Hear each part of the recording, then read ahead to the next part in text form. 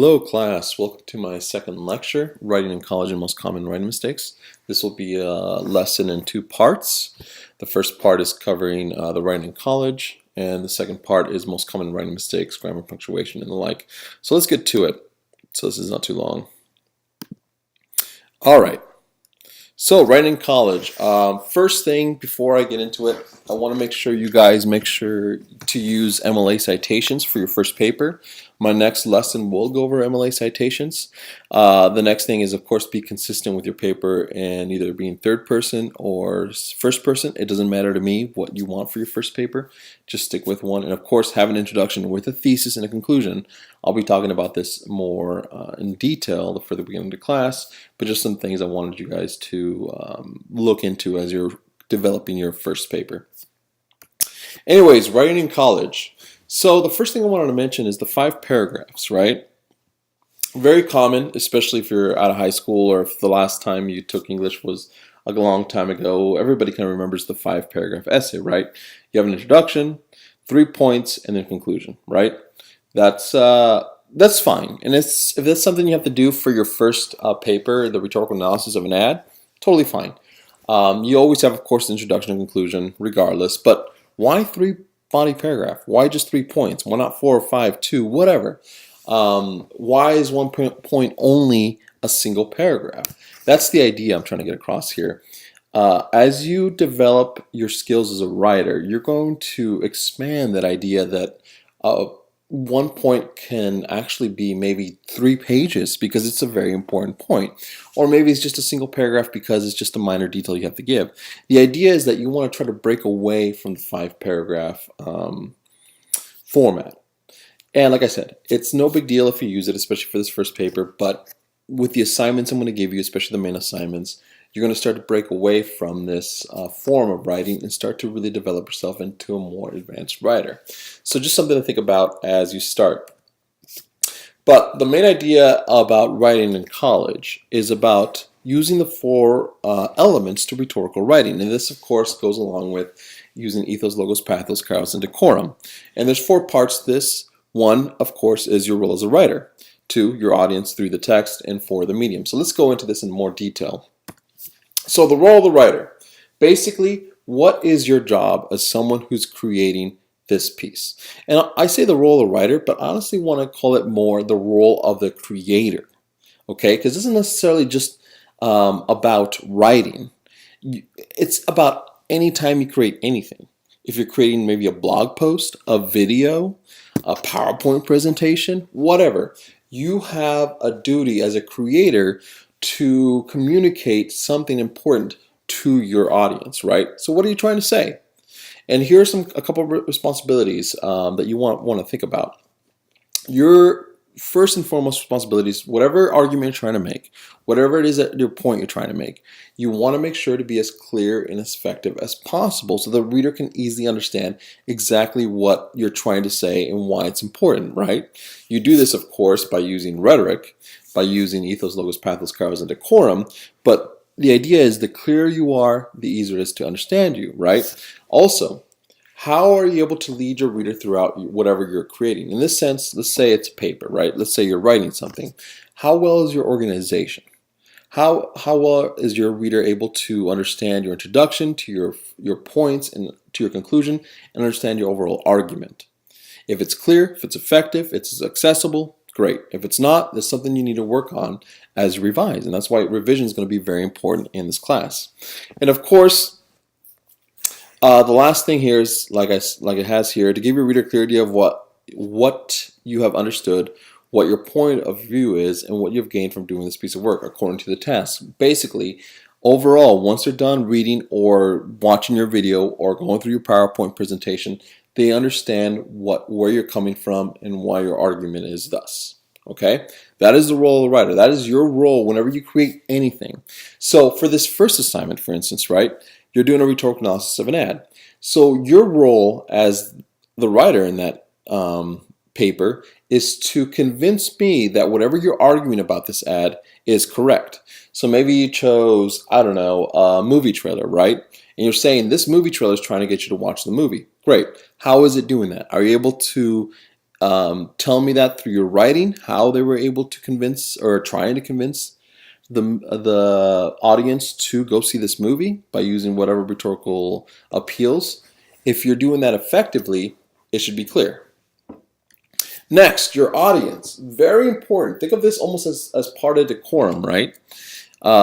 Knowing your audience is vital because if you know who you're talking to or you're trying to address, you know what rhetorical appeals to use, right? Who is the audience for this paper? Now, for instance, our first paper here, the audience, well, is me, your teacher, right? Your instructor. But let's put it this way. If your audience were kids, right? And you wanted to make a PowerPoint presentation, would this PowerPoint here be good for kids? Not really, right? It doesn't have any pictures. It's just text. It's just a blue background. It doesn't really do anything for children. It would be bad. I would bore them. There's no way to really engage them because that's what children need. They need a little bit more engagement than adults would, right? That's the idea. By textual conventions right here, remember textual conventions? What I'm talking about is remember the rhetorical situation, aka the decorum of what's surrounding you. And you know this already. You know how to write to your professors versus how do you write to your friends or family, whatever, right? And that's the idea, though, that if you understand your audience, you know if you need to use a little bit more ethos, a little less more pathos, or maybe more pathos. Like I said, maybe you're trying to convince people to donate money for an animal shelter, right? So understanding that, you may want to bring in some logos, some logic into it, right? But you may also want to include pictures of sad puppies or kitties, right? Because that would make them easier to convince to give money. That's because you understand your audience. That's why it's very important. Moving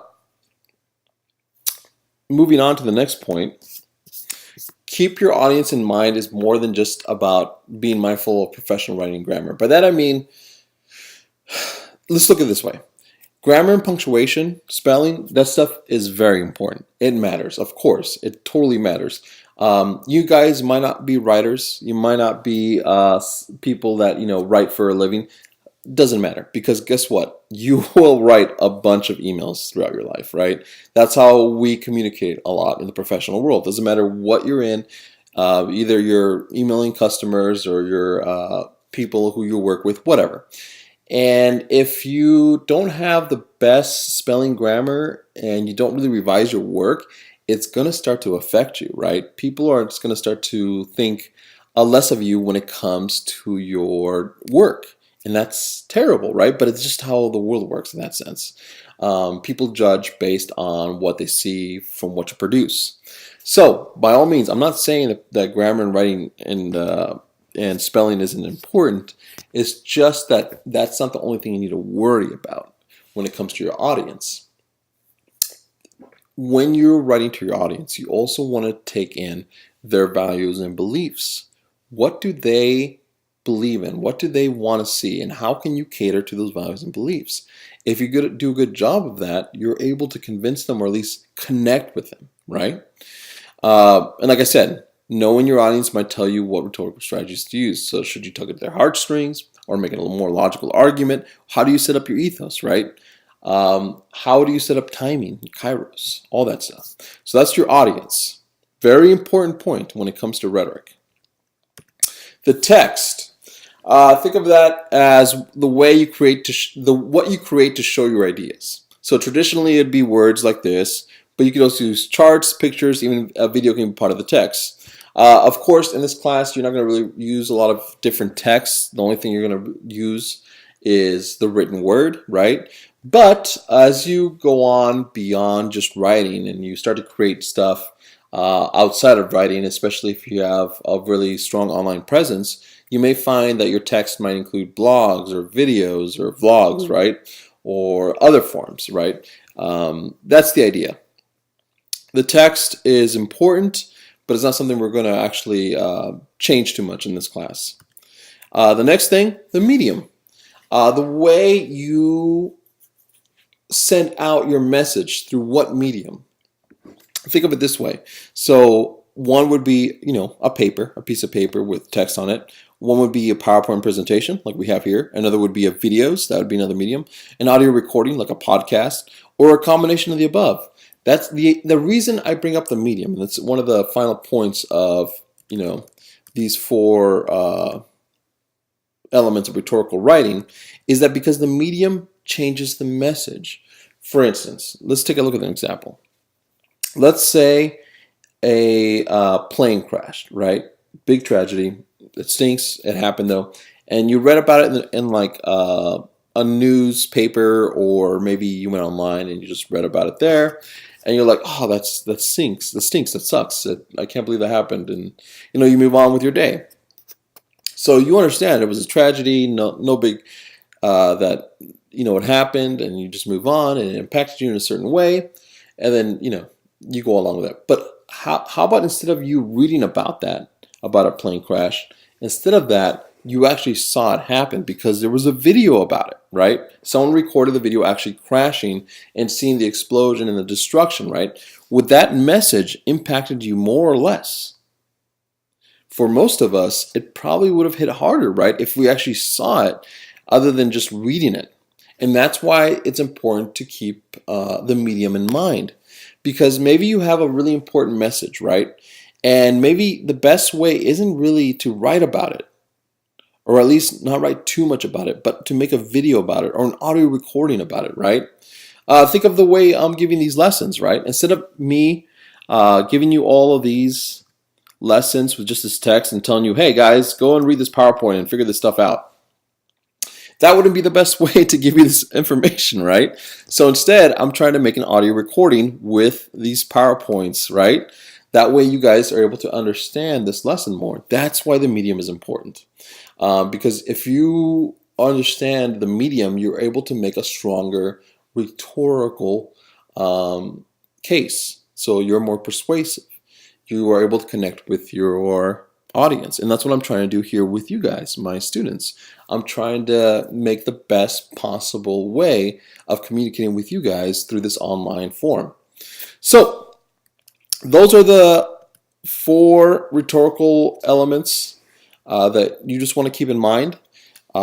Along with rhetoric, of course, with ethos, logos, pathos, charisma, decorum. These are the 4 that I want you just to talk about and discuss, especially once you start working on the online lessons that you have going on here in this week's